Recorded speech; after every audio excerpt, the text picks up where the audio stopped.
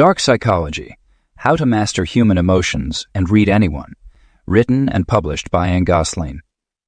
Do you ever feel like something's not quite right about certain people around you, but you can't put your finger on it? Like beneath their kind words and caring actions, there's something off. Your instincts are trying to tell you something important. In these 5 lessons, you'll learn what manipulators don't want you to know. Not through complicated psychology terms or abstract theories, but through real patterns that show up in everyday life. This isn't about becoming paranoid. It's about becoming wise. It's about protecting your heart while keeping it open to those who truly deserve it. What you're about to learn comes from thousands of real stories of manipulation and betrayal. More importantly, it comes from the wisdom of those who learn to spot the signs early and protect themselves in time. These aren't comfortable truths, but they're truths that could save you years of pain. Lesson 1. The Victim Game. The most dangerous manipulators don't show clear signs of aggression. They show their vulnerability, carrying their wounds as protection, and using their pain to defend themselves. They've become skilled at what psychology refers to as the victim game, a clever way of manipulating situations so that their harmful actions seem like your fault and their responsibilities feel like your burden. Look for the pattern. They always see themselves as the victim. They always present themselves as the victim and others as the bad guys in their stories. They have a history of people who let them down, left them behind, or didn't get them. Real victims usually downplay their suffering, while those who act like victims exaggerate it to manipulate others with feelings of guilt and duty. The victim game operates by using emotional influence. They talk about their pain to form a bond, but this sharing isn't really about connecting. It's more about having control. When you start to feel sorry for them, they take that sympathy to justify what they do, dodge accountability, and play with your feelings. Your kindness can be used against you. Pay attention to how they react when faced with a challenge. A real person owns up to what they do. A player who feels wronged quickly responds, "How can you say that after everything I've experienced? You're just like all the others who have hurt me. I believed you were different, but now it feels like you're going after me as well. Your valid concerns show that you're causing them pain."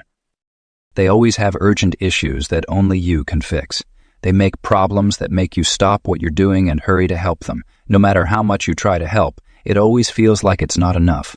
They will discover new issues, new emergencies, and new reasons that require your quick help and support.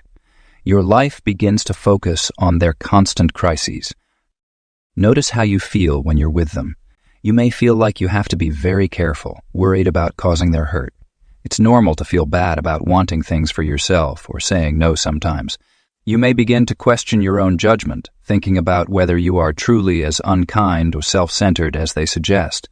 These are signs that the victim game is effective. It's easiest to see the victim game when you attempt to put some space between yourself and the situation. They might make their problems worse, saying they will hurt themselves or completely fall apart if you're not there. They will say to others that you are leaving them when they need help. They will bring up everything they've shared with you and the trust they've given you, making it seem like protecting yourself is a betrayal. This is why this manipulation works so well. Your strongest traits can be turned against you. Your kindness, your wish to assist, your skill in understanding others, these can be used to influence you. The more you care, the more exposed you become in this game. That's why notice it early. True victims seek healing and strength. Some players prefer to remain hurt because their pain allows them to have control over others. True victims value support but also recognize their role in their own recovery. Players who feel like victims are asking for help but are not accepting any solutions that would change their situation. Keep yourself safe by setting clear boundaries. It's possible to care for others without feeling like you have to manage their lives. You can listen without needing to save them. You can help others without putting yourself at risk. When someone uses their pain to try to control you, see it for what it is: manipulation.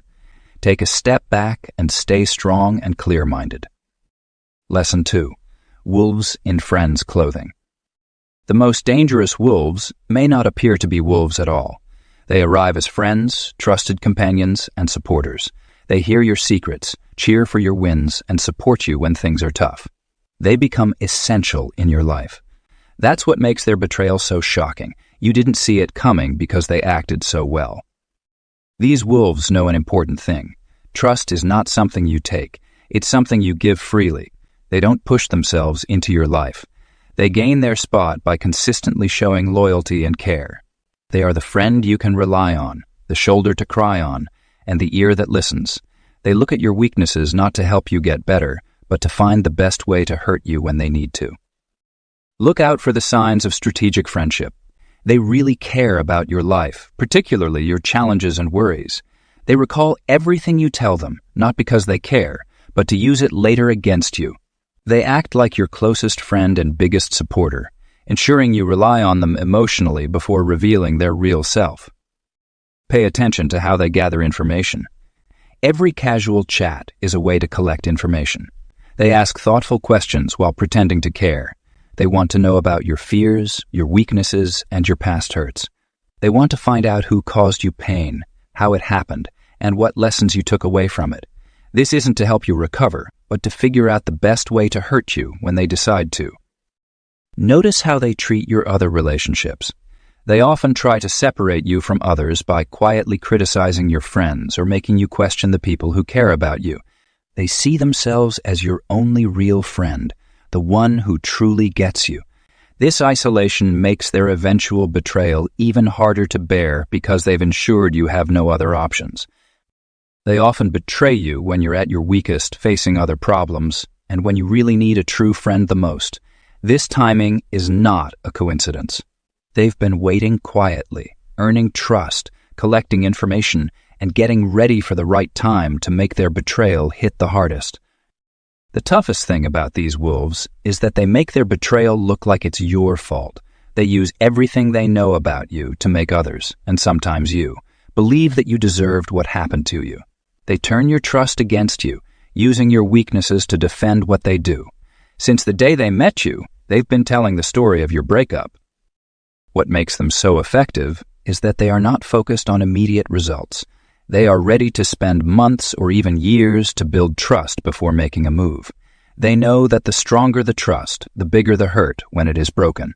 The best way to hurt someone is to make them question not only others, but also their own worth. Just because someone seems interested in your life doesn't mean they truly care about your well-being. Not everyone who hears your stories wants to use that information for good. Not everyone who says they are helping you is truly on your side. Understand the difference between true friendship and using someone for your own advantage. Be careful about who you trust to keep yourself safe. It's possible to show kindness without sharing everything about yourself. It's possible to be nice to others without revealing your most personal feelings. It's possible to value someone in your life without needing them to be a crucial part of it. The wolves rely on you, not setting limits. That's how they manage to get close enough to attack. Lesson 3. The false ally. Not everyone who stands beside you stands behind you. The most dangerous players in the game of life aren't your obvious enemies. They're the false allies who claim to support you while secretly working against you. These people don't wear their true intentions on their sleeve. They wrap them in smiles, supportive words, and promises of loyalty. Watch how they support you only when it's convenient or visible to others. In public, they're your biggest cheerleader. In private, they plant seeds of doubt. They say things like, "I'm only telling you this because I care," before delivering criticism that shakes your confidence. They offer help that actually undermines you, give advice that serves their interests rather than yours. These false allies master the art of subtle sabotage. They'll encourage you to take risks while secretly hoping you'll fail. They'll offer connections that lead nowhere. They'll give advice that sounds good but leads to setbacks. When you succeed, despite their hidden interference, they'll be the first to claim credit for supporting you. When you fail, they'll remind everyone how they tried to help. Pay attention to the timing of their support and criticism. Real allies strengthen you before challenges and support you through failures. False allies boost your confidence right before letting you down, disappear when you need them most, then reappear with "I told you so" disguised as concern. They master the art of being there when it doesn't matter and absent when it does. Notice how they handle your other relationships and opportunities. They'll warn you about toxic people who are actually good for you. They'll point out the risks in your best opportunities. They'll highlight the downsides of your achievements. Everything they say sounds caring on the surface, but leaves you feeling uncertain, untrusting, and doubtful of your own judgment. The most dangerous aspect of false allies is how they use their position in your life to gather intelligence about you. They learn your hopes, fears, and vulnerabilities not to support you, but to know exactly how to hold you back. They understand your dreams not to help you achieve them, but to know precisely how to discourage you from pursuing them. Their betrayal is often so subtle you can't quite put your finger on it. You just know that despite all their supposed support, you feel weaker rather than stronger in their presence. Your confidence shrinks rather than grows. Your dreams seem further away rather than closer. This isn't accidental. It's their strategy working perfectly. Here's what makes false allies so effective. They don't have to actively sabotage you. They just have to make you doubt yourself enough that you sabotage yourself. They don't have to destroy your opportunities. They just have to make them seem more dangerous than they are. They don't have to stop you. They just have to make you stop yourself. Protect yourself by judging actions, not words. Look at the results of their support, not their declarations of loyalty. Pay attention to how you feel after interactions with them, stronger or weaker, more confident or less, closer to your goals or further away. Your gut instincts often recognize false allies before your mind does. True allies want you to grow stronger than they are. False allies want you to stay just weak enough to need them. True allies celebrate your independence. False allies cultivate your dependence. Choose your allies based on the growth they inspire, not the support they promise. Lesson 4. Burning the bridge. If something is harmful to your life, you don't just step back gradually. You remove it entirely. This is not about being overly dramatic or holding grudges.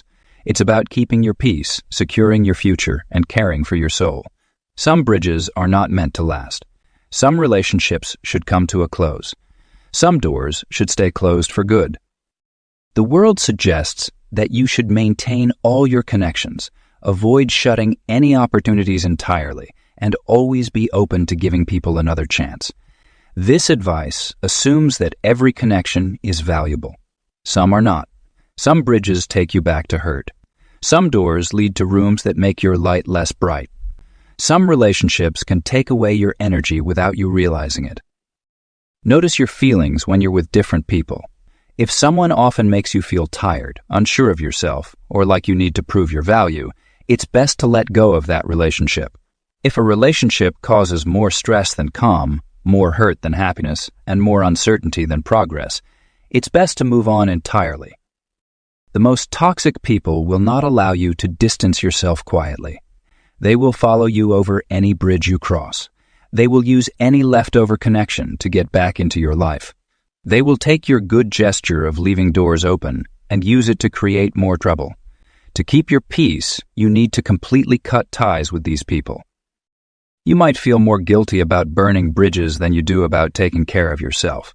Some people may say that you are too strict, too decisive, or too unyielding. Keep this in mind. Taking care of your peace is not being unkind. Taking care of yourself is not selfish. It's okay to set final boundaries. A clean break can be the best choice for your well-being. When you choose to burn a bridge, make sure to do it thoroughly. There are no hidden paths, no secret entrances. There are no emergency contacts available. Each connection you keep can allow negativity to come back into your life. Ensure the break is clean, clear, and complete. Your future needs that protection. This is not about anger or getting back at someone. You can cut ties with someone without needing to dislike them. Prioritize loving yourself over holding on to that connection. There's no need to hope for anything bad to happen to them. Simply wish them well, knowing they can never come back into your life. Look out for the signals that indicate it's time to cut ties. When it gets tiring to explain yourself. When protecting your boundaries feels like a constant task. When staying in touch causes more stress than it's worth. When just thinking about interacting with someone makes you feel tired, these aren't signals to improve our connections. They're signals to destroy the ones we have. Every bridge you burn to what causes you pain makes room for what can help you heal. Ending a toxic relationship creates space for a better one. Letting go of a draining relationship gives you more energy for the ones that nurture you. Your future self will appreciate the decisions you make today. It's okay to let go of connections that harm you. It's okay to close off spaces that make you feel trapped. Let go of connections that make you feel tired. Sometimes it's necessary to let go of old bridges so that new opportunities can arise. Lesson 5. Self-love protection. You trusted the wrong people. You gave too many chances. You ignored red flags. You let manipulators into your life and paid the price. Now it's time to stop punishing yourself for past mistakes and start protecting yourself with the strongest force available. Self-love.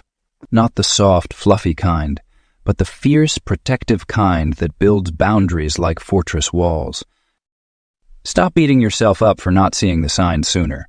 Manipulators are experts at what they do. They've spent years perfecting their craft while you were busy being genuine. Your trusting nature isn't a weakness. It's one of your strongest qualities. The goal isn't to lose that trust completely. It's to wrap it in wisdom and protect it with discernment. Your past experiences weren't failures. They were education.